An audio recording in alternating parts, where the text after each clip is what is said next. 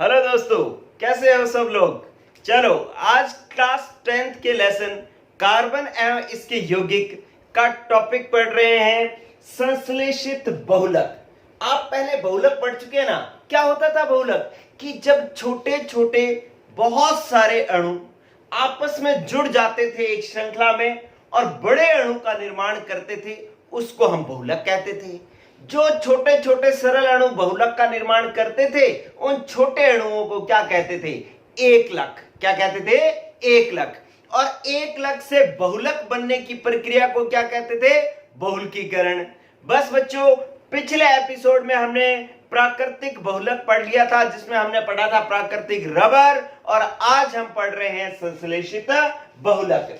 प्राकृतिक बहुलक होता था जो प्रकृति में अपने आप उत्पन्न होता था, ठीक है, चाहे पेड़ों से प्राप्त हो चाहे जंतुओं से प्राप्त हो। लेकिन जो संश्लेषित बहुलक है वो क्या होता है? मानव द्वारा निर्मित होता है। संश्लेषित बहुलक किसको कहते हैं? जो मानव द्वारा निर्मित हो। और जो प्रकृति में पेड़ पौधों से या फिर जंतुओं से प्राप्त हो उसको क्या कहते थे? प्राकृतिक बहुलक। और संश्लेषित बहुलक मानव द्वारा निर्मित। अब ऐसे कौन कौन से बहुलक है जो मानव द्वारा निर्मित है? देखो, एक तो अपने पास हो गए संश्लेषित रेशे। संश्लेषित रेशे, रेशे मतलब जो कपड़े जो रेशों के बने होते हैं, अरे वो प्रकृति से थोड़ी प्राप्त होते हैं, वो मानव बनाता है उनको, है ना। कई मानव बनाता है, तो इसलिए संश्लेषित रेशे। कई रेशे ऐसे हैं जो प्रकृति से प्राप्त होते हैं, लेकिन हम संश्लेषित बहुलकों में कौन से पढ़ेंगे? वो रेशे जो मानव द्वारा निर्मित हो, मनुष्य बनाए। चलिए, दूसरा जो है हमारे पास वो है प्लास्टिक। प्लास्टिक सारा का सारा जो है वो कौन बनाता है? मानव बनाता है प्लास्टिक, ठीक है। प्लास्टिक की बोतलें, प्लास्टिक की थैलियां, ये मानव बनाता है। ये हमारे को किसी पेड़ पर लगी हुई नहीं मिलती या किसी जंतु के पेट से नहीं निकलती, इसलिए ये भी कैसा बहुलक है? संश्लेषित बहुलक है। चलिए, तीसरा है हमारे पास संश्लेषित रबर। देखो, रबर दो प्रकार के थे, एक प्राकृतिक और एक संश्लेषित। प्राकृतिक रबर हमने प्राकृतिक बहुलक में पढ़ लिया और संश्लेषित रबर संश्लेषित बहुलक में पढ़ेंगे। तो तीन है। आज एपिसोड है 17वें में हम पढ़ेंगे संश्लेषित रेशे। प्लास्टिक पढ़ेंगे हम एपिसोड नंबर 18 में, और 19 में पढ़ेंगे हम संश्लेषित रबर, और 19 एपिसोड में के बाद ये लेसन हो जाएगा खत्म। चलिए बच्चों, आज हम शुरू करते हैं क्या? संश्लेषित रेशे। चलो, अब हम शुरू कर रहे हैं संश्लेषित रेशे। देखो भाई, अपने पास है संश्लेषित रेशे। अब आपको यह भी पता है कि क्या होते हैं संश्लेषित। संश्लेषित शब्द आते ही क्या लिख दोगे? मानव निर्मित। चाहे संश्लेषित बहुलक हो, संश्लेषित रबर हो, संश्लेषित रेशे हो, संश्लेषित शब्द आते ही लिख देना है क्या? मानव द्वारा निर्मित। मानव द्वारा निर्मित रेशे जो है वो संश्लेषित रेशे कहलाते हैं। अब मानव द्वारा निर्मित संश्लेषित रेशे कौन कौन से हैं? इसमें है, एक तो आएगा आपके पास नायलॉन। नायलॉन 66, ये नाम अब आपको बोलने आने चाहिए बच्चों। नायलॉन 66। एक है आपके पास टेरिलीन। क्या है? टेरिलीन। और एक है आपके पास रबर। क्या है बच्चों? रेयन। एक है आपके पास रेयन। तो ये जो रेशे हैं, नायलॉन के भी रेशे होते हैं, टेरिलीन के भी रेशे होते हैं, और रेयन के भी रेशे होते हैं, और ये तीनों के रेशे जो है वो मानव द्वारा निर्मित होते हैं। इसलिए हमने इनको तीनों को इस एपिसोड में पढ़ना है, ठीक है। तो संश्लेषित रेशे कौन से होंगे? जो उनको आदमी बनाएगा। कौन कौन से? नायलॉन 66, टेरिलीन और रेयन। एक एक करके हम पढ़ते हैं। पहला पढ़ते हैं नायलॉन 66। देखिए नायलॉन 66 कैसे बनता है। चलिए बच्चों, आप देखो, आपने पढ़ना है नायलॉन 66। नायलॉन 66, ठीक है। चलो, ये जो है नायलॉन 6 दो प्रकार की एकलक इकाइयों से मिलकर बना होता है। उन दो एकलक इकाइयों का नाम क्या है? एक का नाम है हेक्सा हेक्सा मैथिलीन। देखो बच्चों ये अब देखो याद करना है अपने को, हेक्सा मैथिलीन मैथिलीन। अभी आप देखते जाओ आपको याद हो जाएगा, ठीक है। हेक्सा मैथिलीन डाइएमीन, ये बहुत आसान है, आपको याद हो जाएगा। बस आप इंटरेस्ट से देखो, थोड़ा इंटरेस्ट लो इसके अंदर। और एक इसके अंदर जुड़ता है एडिपिक अम्ल। कौन जुड़ता है बच्चों? एडिपिक अम्ल, ठीक है। तो अब सुनिए, पहले आपके पास है हेक्सामेथिलीन डाइएमीन। हेक्सा का मतलब क्या होता है? 6। मैथिलीन शब्द क्या होता है? CH2। देखो ये CH2 को हम कहते हैं मैथिलीन, और हेक्सा शब्द आ गया तो इसके बाहर ब्रैकेट लगाओ और 6 लिख दो। तो इसका मतलब CH2 कितनी बार है बच्चों? 6 बार। CH2 CH2 CH2 CH2 CH2 ऐसे CH2 6 बार है, तो ये हेक्सामेथिलीन हो गया। अब डाइएमीन का क्या मतलब है? डाइएमीन का मतलब होता है बच्चों NH2। एक एमीन का मतलब होता है NH2, तो एक एमीन हो गया एक NH2। डाइएमीन मतलब दो एमीन, दो एमीन का मतलब दो NH2। एक NH2 इधर जुड़ गया तो एक NH2 कहां जुड़ेगा? इधर। आपको मैं बता रहा हूं बहुत आसान है, आप बस खुश होते रहिए। जैसे सीखो चीज को खुश होना है आपको। क्या कि आपको पता लग गया कि मैथिलीन क्या होता है? CH2। हेक्सा कितने हो गए? 6। डाइएमीन दो एमीन, दो एमीन एक एमीन क्या होता है? NH2। दो एमीन मतलब दो NH2, एक इधर NH2 लगा दिया, एक इधर NH2 लगा दिया, तो ये आपके पास बन गया हेक्सामेथिलीन डाइएमीन। क्लियर? अब आप देखिए दूसरा, एडिपिक अम्ल। एडिपिक अम्ल क्या होता है? एडिपिक अम्ल होता है कि आप इस तरीके से लिखें कि आप लिखें CH2, मैथिलीन ही बनाना है, और वो कितने बनाने हैं? थोड़ा सा आगे बना रहा हूं मैं, CH2, और कितने बनाने हैं आपको? 4। अब इसके दोनों तरफ क्या लगाना है? अम्ल आ गया तो अम्ल समूह बनाना है। अम्ल क्या होता है? COOH होता है, COOH, और इधर भी होगा COOH। ठीक है बच्चों, अब आपको एक चीज और सीखनी है कि COOH को आप कैसे लिख सकते हो। पहले एडिपिक अम्ल समझ में आ गया कि CH2 के पैर में कितना लगाना है? 4, और इधर भी COH, तो इसका सूत्र हो गया, किसका सूत्र हो गया? ये एडिपिक अम्ल का सूत्र हो गया। ठीक है, अब आपको एक चीज सीखनी है, क्या कि इस COOH को लिख कैसे सकते हैं? आप COOH को ऐसे लिख सकते हो, C द्विबंध O, ये डबल बॉन्ड O, और इधर आएगा OH। इसी तरीके से आप इसको भी ऐसे लिखोगे, C डबल बॉन्ड O और OH।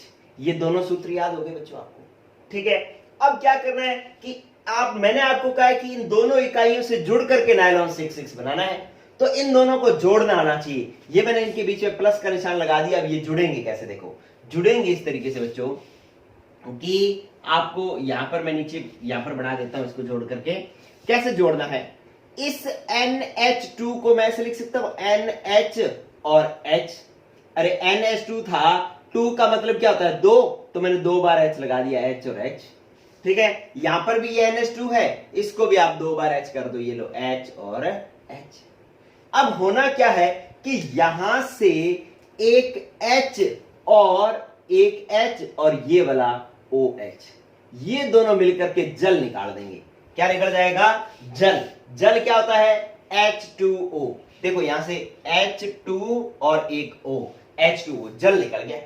बाकी जो बच गया उसको जोड़ दो, बहुत आसान है जोड़ना। देखो कैसे कैसे क्या बच गया? बच गया आपके पास क्या कि इधर बच गया NHH, और ये है क्या बचा हुआ है? CH2 के पैरों में क्या लगाना है? 6। फिर क्या लगाना है बच्चों? NH, ये लो जी मैंने लगा दिया NH। फिर क्या लगाना है? देखो NH के बाद ये H निकल गया, ये OH निकल गया, क्या बचा? C डबल बॉन्ड O, तो आप लिखोगे C डबल बॉन्ड O। फिर क्या लिखोगे? CH2, और उसके पैरों में लगाओगे 4, और फिर लगाओगे C डबल बॉन्ड OOH। ये तो बहुत आसान है। क्यों आसान है? क्योंकि आपने इसको बस इतना सा निकाल करके जितना जो बच गया उसको जोड़ करके लिख देना है, बस नकल मार के लिखना है, कोई दिक्कत थोड़ी।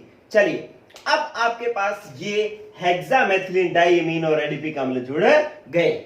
लेकिन अभी तो 2 ही इकाइयां जुड़ी हैं, लेकिन मैंने आपको बताया कि बहुलक में तो बहुत सारी इकाइयां जुड़ती हैं। तो जब बहुत सारी इकाइयां जुड़ेंगी तो मान लो मैंने इसकी n इकाइयां ले ली, कितनी ले ली n, और इसकी भी कितनी ली n, तो n इकाइयां ले ली, और जल के अणु भी कितने निकलेंगे बच्चों n, ठीक है, जल के अणु भी निकलेंगे n, ठीक है, NH2O निकलेंगे। अब आप देखो कि अगर मैं इसको A मानूं और इसको B मानूं, तो अब जब इससे बहुलक बनेगा तो इस A से क्या जुड़ा है बच्चों, B जुड़ा है, इस A के इधर क्या जुड़ेगा B, और इस B के इधर क्या जुड़ेगा A, तो इस तरीके से A B जुड़ते जाएंगे। तो आप देखो कि जब A से B जुड़ता है ना तो A का क्या हटा देता है H, A से जब B जुड़ता है तो A का क्या हटा देता है H, तो ये H हटता है, तो यहां से इसका H हटा दो, क्यों, क्योंकि हमने क्या करना है, इधर A से इधर B जोड़ना है। तो आपने इतना लंबा जोड़ के तो दिखा नहीं सकते, लेकिन लिखने का तरीका क्या है वो मैं आपको बता रहा हूं। ऐसे ब्रैकेट लगाना है और ये बंद छोड़ देना है, एक H हटा देना है, क्यों, क्योंकि हमें पता है कि इस A से इधर B जुड़ेगा तो इसका एक H हटा देगा। और इधर क्या है B से कौन जुड़ना है A, ये B से A जब जुड़ता है तो B का क्या हटता है OH, B का क्या हटता है OH, तो ये वाला OH आप हटा दो, ये लो OH हटा दो और ये छोड़ दो बंद लंबा, और ये लगा दो ब्रैकेट और पैरा लगा दो n।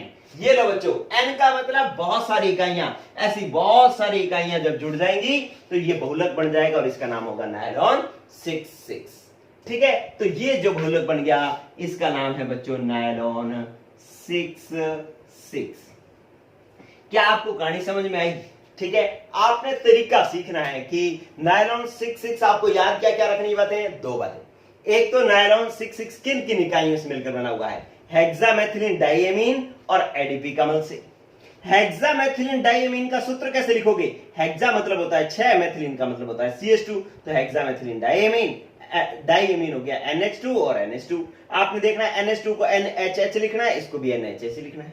एडिपिक अम्ल होता है CH2 की 4, इधर भी COOH इधर भी COOH। आपने क्या करना है कि H और OH H2O निकालना है और बाकी दोनों को जोड़ करके लिख देना है।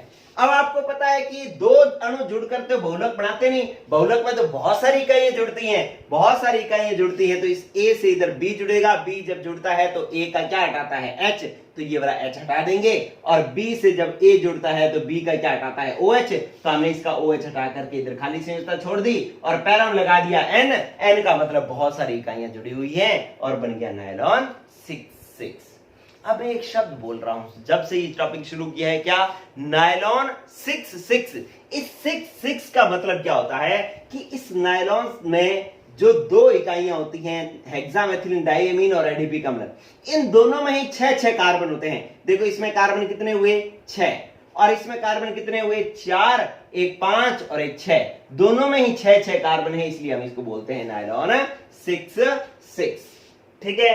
अब बात आ गई इसके उपयोग की, बात है इसके उपयोग की कि इनका उपयोग कहां होता है। बच्चों अगर उपयोग रेशे का पढ़ना है, नायलॉन की पढ़ना है, तो मेरे को बताओ नायलॉन के कपड़े बनते हैं क्या, हाँ जी बनते हैं। रेशा है तो नायलॉन के जो है रस्सियां भी बनती हैं, ठीक है, क्या बनती हैं, रस्सियां भी बनती हैं। चलो रस्सियां बनती हैं तो इससे जो है वो ब्रश के धागे जो बने होते हैं, ब्रश के जो धागे जो ऐसे ब्रश के ऊपर जो आप क्या कहते हैं तंतु से जो लगे होते हैं वो भी रेशे होते हैं, तो वो भी बड़े होते हैं, ठीक है। और क्या बना होता है रेशों से, एक आप देख लेना कि मशीनों के, कई मशीनों के गियर भी इससे बनते हैं नायलॉन 66 से, उनके बेरिंग भी जो है इसी से बनते हैं, बेरिंग भी, ठीक है। तो बेरिंग भी, मशीनों के बेरिंग और गियर जो है इस नायलॉन 66 से बनते हैं, और कपड़े, रस्सियां, ब्रश ये भी जो है नायलॉन 66 से बनते हैं। तो ये इसके क्या हो गए बच्चों उपयोग, और ये हुआ आपका नायलॉन 66 कंप्लीट, ठीक है।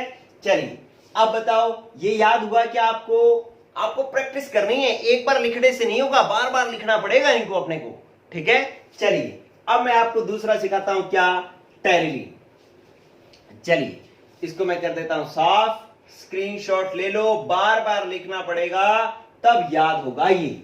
चलो बच्चों ये हो गया साफ।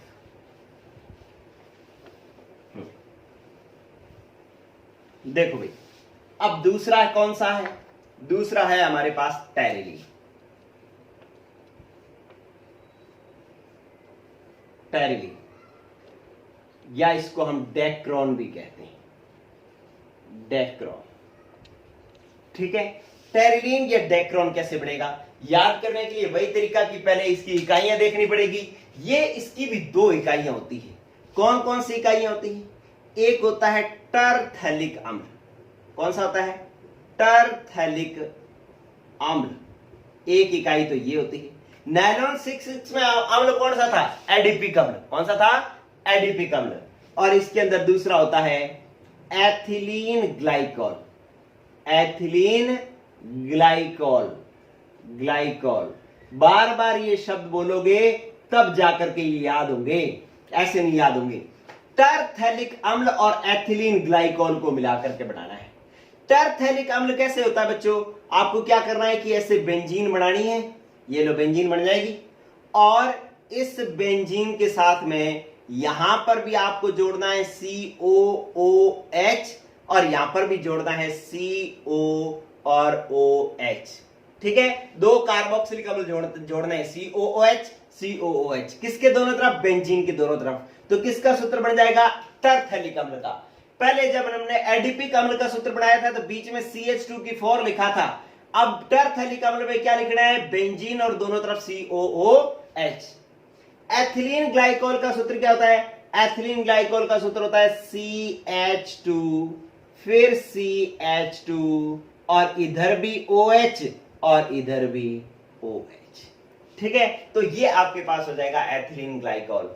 एथिलीन ग्लाइकोल CH2, CH2, और इधर भी OH, इधर भी OH। और टरथैलिक अम्ल बेंजीन, बेंजीन के इधर COOH, COOH। ठीक है, अब आपको क्या करना है? इन दोनों इकाइयों को जोड़ना है। दोनों इकाइयों को क्या करना है बच्चों? जोड़ना है। अब दोनों इकाइयों को जोड़ना अपने को आना चाहिए। कैसे जोड़ोगे आप? इन दोनों इकाइयों को अपने जोड़ेंगे कि इसका OH और इसका H, ये मिलाकर के H2O निकालेगा। ठीक है, इस प्रक्रिया को कहते हैं संघनन। आपको अगर लाइन लिखनी हो ना नायलॉन 6,6 की, तो आप कहोगे हेक्सामेथिलीन डाइएमीन और एडिपिक अम्ल के संघनन से नायलॉन 6,6 बनता है। अब आपसे टेरिलीन की लाइन पूछे तो आप कहोगे टरथैलिक अम्ल और एथिलीन ग्लाइकोल के संघनन से जो है टेरिलीन का निर्माण होता है। क्यों संघनन हो रहा है? क्योंकि इसमें एक छोटा जल कणु निकल रहा है। अब इसके अंदर जल कणु निकला कि ये लो H2O निकल गया, H2O इसमें से निकल गया। अब क्या होगा कि इन दोनों बाकी बचे हुए दोनों को जोड़ के लिख दो। कैसे लिखोगे? C+OOH जो है वही लिखना है। अब ये दोनों सूत्र लिखने के बाद में H2O निकालना है और बाकी बचे हुए को एज इट इज लिख लेना है। इसको रटने की जरूरत नहीं, इसी से बनाना है अपने को। ठीक है, आप लिखा COOH, C+O, फिर बेंजीन, ये लो OH, C+O, फिर बेंजीन। आपने बेंजीन बना लेनी है ऐसे करके। ये लो, ये जी, ये बेंजीन बन गई। फिर क्या लिखना है? फिर लिखना है C+O, C+O। फिर ये वाला OH लिखोगे क्या? नहीं। क्यों? क्योंकि ये OH तो क्या हो गया? निकल गया। ठीक है, फिर ये वाला H लिखोगे क्या? नहीं, क्योंकि ये भी क्या हो गया? निकल गया। ये वाला O लिखोगे? हाँ जी, ये लिखेंगे क्योंकि ये तो अभी निकला नहीं है, तो आप ये लिखोगे O, फिर लिखोगे CH2, फिर लिखोगे CH2, और लास्ट में आ जाएगा OH, CH2 और OH। ठीक है, अब ये तो आपने क्या किया है? दो अणु जोड़े हैं। अब बहुलक के अंदर तो बहुत सारे अणु जुड़ते हैं, तो बहुत सारे अणु जोड़ने के लिए इसके कितने अणु लेने पड़ेंगे? N, और इसके भी कितने लेने पड़ेंगे? N। जल के अणु कितने निकालोगे? N। ठीक है, और अब क्या करना है बच्चों कि आपको मैंने कहा है कि ऐसे बहुत सारी इकाइयां जोड़नी है। अगर मैं इसको मान लूं कि ये A है, ये B है, तो ये A है और ये B है। अब इस A से इधर कौन जुड़ेगा? B, और इधर B से इधर कौन जुड़ेगा? A। अरे A से जब B जुड़ता है ना, तो A का क्या हटाता है? देखो A का क्या हटता है? OH। तो ये वाला OH दो हटा। ठीक है, और ये वाला OH हटा करके यहां बना लो ब्रैकेट।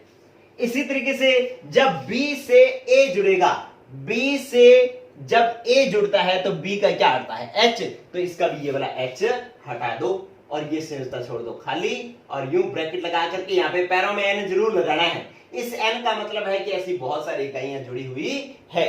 ठीक है, तो ये जब बन जाएगा तब हम इसको नाम देंगे क्या? टेरिलीन। क्या नाम देंगे? टेरिलीन, या इसका नाम होता है डेक्ट्रॉन। तो इस तरीके से टेरिलीन या डेक्ट्रॉन का निर्माण होता है। ठीक है बच्चों, तो अब बात आती है कि इस टेरिलीन और डेक्ट्रॉन से क्या बनता है, इसके उपयोग क्या है। उपयोग भी आपको याद करना है, ध्यान रखना, क्योंकि पेपर में सिर्फ यही प्रश्न आ सकता है कि टेरिलीन या डेक्ट्रॉन के कोई दो उपयोग लिखो। ठीक है, तो ऐसा भी कई बार प्रश्न आ जाता है। तो अब ये भी टेरिलीन के भी तो कपड़े बनते हैं। टेरिलीन के भी क्या बनते हैं? कपड़े। नायलॉन के भी कपड़े होते हैं, और इससे जो है एक चुंबकीय टेप का निर्माण भी होता है। चुंबकीय टेप का निर्माण भी होता है। इससे बच्चों आप देखेंगे कि एक आपके पास ये फिल्म जो होती है वो भी टेरिलीन की बनती है। फिल्म क्या होती है? जैसे रील जिसको अपने कहते हैं, जो फोटो खींचने वाली जो रील है ना, वो भी फिल्म जो है वो भी किससे बनती है? टेरिलीन या डेक्ट्रॉन से बनती है। चुंबकीय टेप बनती है, कपड़े बनते हैं, नावों की पाल, ये शब्द याद रखना, नावों की पाल जो है वो भी किससे बनती है? टेरिलीन या डेक्ट्रॉन से बनती है। तो इस तरीके से बच्चों ये टेरिलीन और डेक्ट्रॉन के उपयोग हो गए। तो ये आपको याद रखने कि किस किस में काम में आता है, सीधा याद रख लेना। कपड़े बनाने में, चुंबकीय टेप बनाने में, फिल्म बनाने में, नावों की पाल बनाने में इसका उपयोग होता है। चलो बच्चों ले लो इसका स्क्रीनशॉट, और ये टेरिलीन या डेक्ट्रॉन भी हुआ आपका कंप्लीट। ठीक है, चलो अब हम बात करते हैं नेक्स्ट किसकी? रेयॉन की। रेयॉन भी आसान है। आपको टेरिलीन में क्या याद रखना है? दो इकाइयां, कौन कौन सी? टरथैलिक अम्ल और एथिलीन ग्लाइकोल। टरथैलिक अम्ल का सूत्र बेंजीन के दोनों तरफ COOH, एथिलीन ग्लाइकोल का सूत्र CH2CH2 के दोनों तरफ OH। क्लियर? चलो बनाने का तरीका मैंने आपको बता ही दिया। यस, ये हुआ खत्म बच्चों। अब बात है नेक्स्ट किसकी? रेयॉन की। तीसरा संश्लेषित रेशा कौन सा बच गया? रेयॉन। चलो तीसरा बच गया है आपके पास रेयॉन। ये लो बच्चों रेयॉन। रेयॉन कैसे बनता है? इसको बनाना, इसकी समीकरण नहीं बनानी, इसको आसान है बनाना। देखो कैसे। सबसे पहले तो जो कागज होता है, कागज किसका बना होता है? सेल्यूलोज का। किसका बना होता है? सेल्यूलोज का। तो इस कागज को NaOH में घोल करके इसको पहले साफ किया जाता है। मैं जो है ऐसा आपको बना के दे देता हूं कि इस तरीके से अलग अलग कलर का पेन यूज कर लेता हूं ताकि आपको समझने में आसानी हो कि इसको पहले आप सेल्यूलोज को NaOH में, सोडियम हाइड्रोक्साइड में घोल करके इसको साफ किया जाता है। ठीक है, फिर क्या करना होता है बच्चों? ये जो बनाना अब सेल्यूलोज साफ हो गया NaOH से, इस सेल्यूलोज को क्या करते हैं अपने? इसका विलयन बनाते हैं। किसके अंदर? कार्बन डाई सल्फाइड के अंदर। इस CH2 को आप क्या कहते हैं बच्चों? Carbon disulphide. ठीक है, अगर यहाँ पे O आ जाता तो आप कार्बन डाइऑक्साइड कहते हो ना, अगर सल्फाइड आ गया तो कार्बन डाई सल्फाइड कहते हैं, सल्फर आ गया तो। चलिए इसमें घोल करके इसका विलयन बनाते हैं। क्या करते हैं कि सेल्यूलोज को, साफ सेल्यूलोज को कार्बन डाई सल्फाइड में घोल कर इसका क्या करते हैं? विलयन बनाते हैं। ठीक है, ये लो जी, आपने इसका विलयन बना लिया। अब इस विलयन को, ये जो आपने विलयन बनाया है ना, इस विलयन को एक पात्र में डाल करके, ये लो, ये पात्र मैंने ऐसे टेढ़ा बनाया है। ठीक है, क्यों टेढ़ा बनाया है अभी पता लग जाएगा कि इसके इस पात्र के अंदर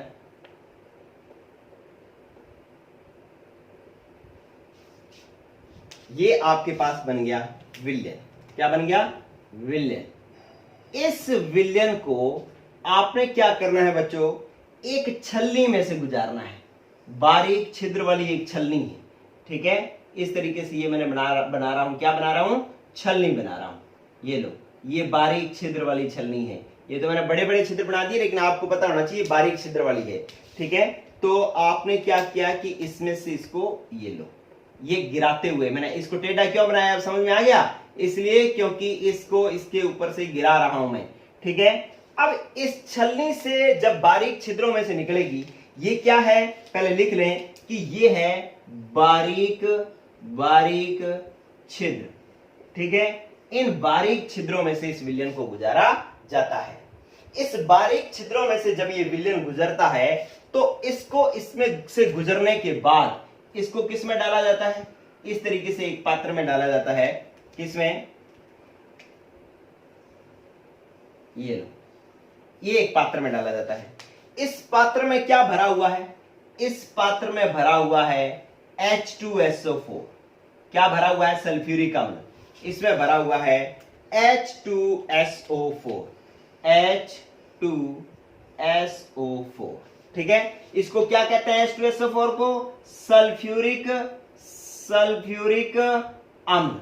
इस सल्फ्यूरिक अम्ल में इस जो बारीक छिद्रों से जब इस विलयन को डाला जाता है तो अब इस सल्फ्यूरिक अम्ल के अंदर क्या बन जाते हैं, ये इस तरीके से, इसके जब ये इसमें से निकल करके आते हैं, छिद्रों में से निकल करके आते हैं, तो ऐसे धागे से आएंगे, और ये धागे से जब इसके अंदर डाले जाएंगे तो ये चमकदार रेशे बन जाएंगे इसके अंदर, ठीक है, ऐसे, ठीक है। ये जब विलयन इसमें से निकल करके आएगा तो ये विलयन जो है इसके अंदर क्या बन जाएगा, चमकदार रेशे बन जाएंगे। ये बन जाएंगे यहां पर, इसके अंदर क्या बन जाएंगे, चमकदार रेशे। ये लो, चमकदार रेशे बन जाएंगे। इन्हीं चमकदार, ये होंगे बहुत पतले, इसलिए क्या लिखोगे, महीन चमकदार रेशे।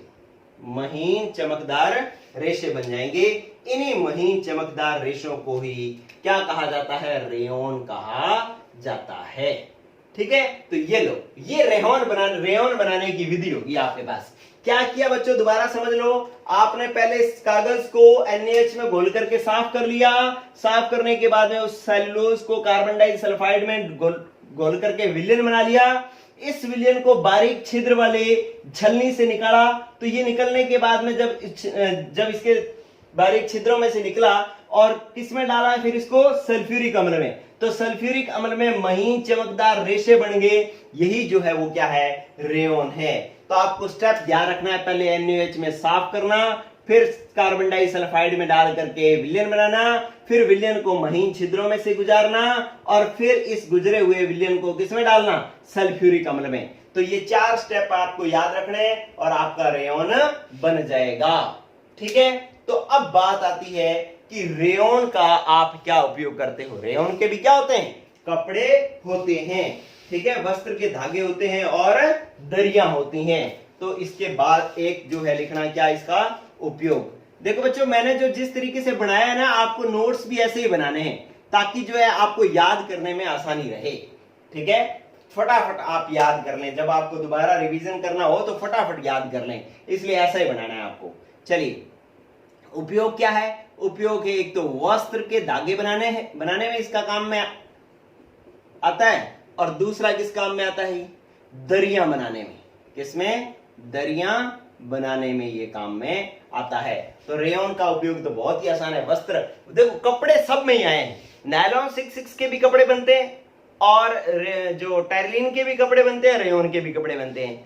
लेकिन रेयॉन का कपड़ों के साथ साथ क्या बनती है, दरिया भी बनती हैं, ठीक है। तो ये चीज आपको याद करनी है। और बनाया देखो, बहुत सुंदर बनाया है मैंने, और पहली बार इतनी कलाकारी की है, अच्छे से जो है आप इसको याद कर लें। स्टेप, NaOH में घोला है, फिर कार्बन डाइसल्फाइड में घोला है, फिर इस विलयन को छिद्रों में से गुजार करके सल्फ्यूरिक अम्ल में घोला है। ये 3 चीजें और याद करनी है। इस तरीके से ये रेयॉन भी हुआ कंप्लीट। स्क्रीनशॉट ले लो, ऐसे ही नोट्स बनाओ अलग अलग कलर के पेन से। चलिए बच्चों, तो ये आज की क्लास हुई खत्म। कल के एपिसोड में क्या पढ़ेंगे मैंने बता दिया था। आज क्या पढ़ेंगे, हम पढ़ेंगे प्लास्टिक, ठीक है। और फिर नेक्स्ट एपिसोड में संश्लेषित रबर, और इस तरीके से लेसन हो जाएगा आपका कंप्लीट। ओके, गुड लक बच्चों, पढ़ते रहो, बाय।